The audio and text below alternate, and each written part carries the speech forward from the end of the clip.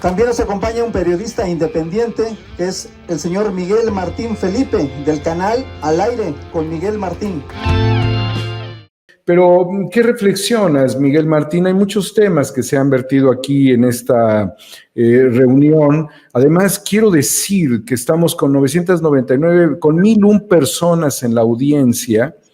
No sé cómo estén nuestros indicadores, no quiero caer en psicopatologías, pero solamente tenemos 3 negativos y 1,789 arriba. Son números que no deberían de preocuparnos demasiado, pero sí darle el interés a la gente, que ahora son 1,006 personas y que ha habido también mucha preocupación por Julio. Ha habido preocupación por nuestro amigo Lalo, por el señor Antiguo, por todos en general quienes aquí estamos. Entonces, te paso el balón, a ver, ¿cómo lo quieres? Hoy el América hizo gol desde medio campo. Yo no le voy al América, por cierto, pero sí es un dato curioso. ¿Qué valoras, por favor, Miguel Martín? Bueno, pues vamos primeramente a tratar de mantener esas métricas ganadoras, Daniel. Gracias por ese pase votando. Bueno, algunas cosas que figuran aquí en la pequeña escaleta que he ido improvisando con respecto a lo del maxi proceso, aquella precisamente maxi redada, aquella redada masiva que hubo contra la mafia en los años 80. Yo creo que la gran diferencia es la figura de los pentiti, ¿no? Los arrepentidos, que no contamos con esa figura. ¿Por qué? Porque más bien ahora, pues, lo que se tiene que hacer y que es prácticamente una ciencia aparte. Tuve la oportunidad de participar en un diplomado precisamente a fines del año pasado en la Septien, que era de periodismo de datos. El periodismo de datos es una parte muy, muy técnica de esta pues, noble y humilde profesión que ejercemos y que pues entra en campos interdisciplinarios, que de hecho tienes que allegarte a, por ejemplo, a los famosos data scientists, ¿no? A los famosos computólogos, a los científicos de la computación, porque de esta forma, casi haciendo incluso una especie de hacking ético, es como se descubrieron cosas como la estafa maestra o el Lava Jato, ¿no? Esa enorme estafa brasileira, donde también estaba implicado el célebre Emilio Lozoya. Entonces, esa es la diferencia. No hay pentiti, no hay, digamos, esos arrepentidos que estén cooperando y de los que se ofrecen, pues no se puede uno fiar, porque ahí está ofreciéndose como falsa pentita. Rosario Robles, pero pues más bien por hacer una jugada probablemente pues a instancias de sus asesores, ¿no? Y es más una jugada política que otra cosa. Y bueno, pues para eso te digo, el periodismo de datos, que gente que se está metiendo ahora unas friegas pues muy, muy inclementes para rascarle y para encontrar, para seguir la ruta del dinero, como hacían estos célebres periodistas también de, por ejemplo, el Watergate, ¿no? Seguir la ruta del dinero. Esa es la premisa básica del periodismo de datos. Tenemos, bueno, aquí también figura en mi pequeña escaleta lo que comentaban sobre esos manejos, ese papel más protagonista que quieren agarrar ciertas redes sociales como Google y Facebook. Pues creo que va a ser interesante porque al no considerar, digamos, peligroso, entre comillas, para sus intereses, lo que pudiera pasar en redes sociales, porque recordemos que hasta hace unos años eran sinónimo de entretenimiento nada más. Las redes sociales eran sinónimo de entretenimiento. Sin embargo, el fenómeno curioso que sucedió aquí en México en el 18 fue lo que yo he llamado la primavera mexicana. Y eso, pues gracias a la que de rebote, a algunos se les ocurrió o se nos ocurrió utilizar estas plataformas que son primordialmente de entretenimiento para comunicar asuntos políticos y para hacerlo sin tapujos, sin pelos en la lengua, como dice el bueno de Vicente Serrano. Entonces, esa vez los tomamos por sorpresa.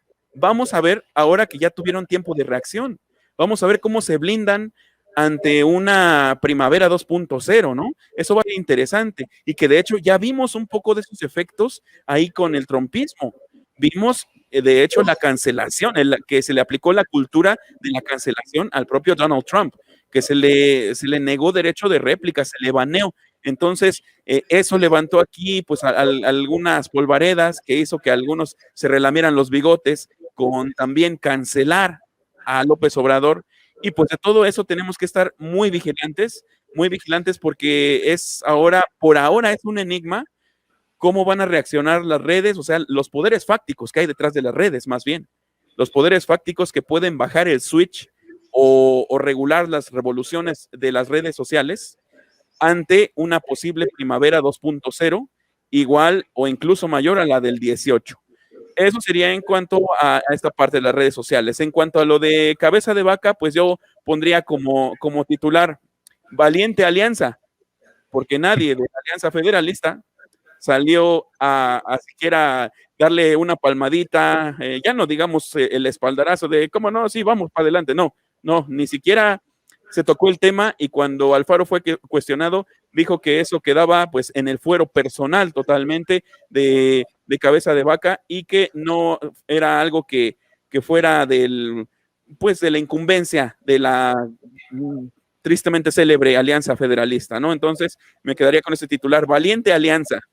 Y en cuanto a lo que decían del hermanamiento de Latinoamérica, pues está puesto, la verdad es que está puesto, está el tablero puesto para que empecemos a jugar por equipos, ¿no? Es una coyuntura interesante, tal vez a lo mejor un contrapeso muy grande es ese poder de ultraderecha que figura en el cono sur, que es Bolsonaro, pero salvo por eso, pues creo que está puesto para que se haga un eje poderoso, un eje interesante, y sobre todo que, como lo hemos dicho en algunas ocasiones, y que lo olvidamos a veces, que su bandera sea el humanismo. Porque cuando hablamos del hermanamiento con el resto de Latinoamérica, pues no lo hacemos primordialmente pensando en infraestructura, pensando en economía o en política. Yo creo que, de hecho, ese hermanamiento ya se da en lo cultural. Ya tenemos a muchos artistas que comparten su obra pensando en la otredad, pensando en el hermano latinoamericano. Tenemos pues ahí a León Gieco, tenemos a Manu Chao, por ejemplo, tenemos a Oscar Chávez, que estaba muy hermanado con todas las causas sociales latinoamericanas. Entonces, pues creo que ese hermanamiento, lo que le falta, el empujoncito que le falta para permear a la sociedad de a pie, creo que es algo tan significativo como el abrazo entre dos presidentes, entre dos figuras que se pueden erigir en faros de la democracia y de la cabalidad entre los gobernantes, que se pueden erigir en ejemplos a seguir y que nos lleven de la mano a toda Latinoamérica. Digo, puede sonar muy utópico, pero pues tampoco es imposible porque nunca habíamos experimentado tener un gobierno progresista en México. Como siempre digo, creo que el proceso natural lo cortaron de tajo en el 88 con Cárdenas y pues ahora por fin, después de sangre y sobresaltos, pues estamos saliendo adelante con esta cuarta transformación de la que humildemente formamos parte, más o menos con el trabajo que tratamos de hacer, si lo queremos ver en términos burdos, de espantarle las moscas al progresismo, al humanismo que trasluce nuestra figura presidencial y toda la lucha que enarbola, ¿no? Otra cosa que figura aquí en mi pequeña y humilde escaleta, pues es que lo de JP Morgan, paradójicamente, digo, con respecto a lo que dice El País, ¿no? El País que luego se escandalizó, haciendo ver que los capitales extranjeros empiezan a huir de México y que esto es una nueva Venezuela. Pues como tú bien lo dices, Daniel, pues más bien es que se acabó lo que se daba en cuanto a esas facilidades de ser el vínculo con todos los negocios offshore, ¿no? Entonces ya no está el horno para bollos en cuanto a lo que hacía JP Morgan, así que pues decorosamente se van, no sin dejar la estela de descrédito que pretenden endilgarle al gobierno todos los integrantes de este eje, de este eje neoliberal que, pues, como vemos, está no solo el Reforma y no solo el NYT, sino también esto es transatlántico, también pues llega hasta El País de España, metiendo su cuchara transatlántica, su cuchara ultramarina, que debe ser muy larga, por cierto.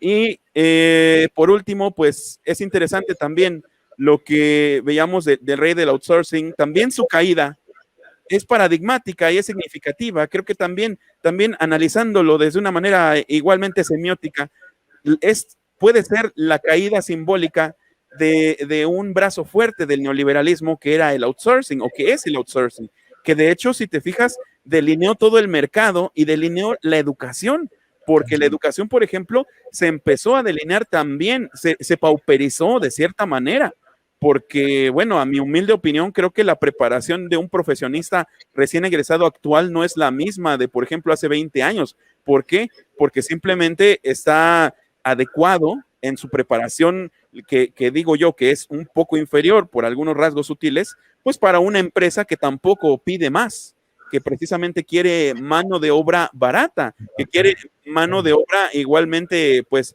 orwelliana, ¿no? Quieren un Winston Smith que tenga sueños de libertad que nunca se van a cumplir, ¿no? Si es que los desarrolla, porque esa es otra también, ¿no? Igual le apuestan a la perpetua hipnosis del estudiante y del trabajador para que a todo diga, sí, patrón, sí, patrón. Entonces, pues eso modificó todo un esquema empresarial y todo un esquema educativo al grado de que las carreras más rentables y más multitudinarias de matrícula, pues son precisamente las que tienen que ver con el manejo de personal, las que tienen que ver, por ejemplo, con la comunicación organizacional, con los famosos recursos humanos, que ahora le llaman capital humano o talento humano, que son estos eufemismos que utiliza el neoliberalismo para referirse a los esclavos.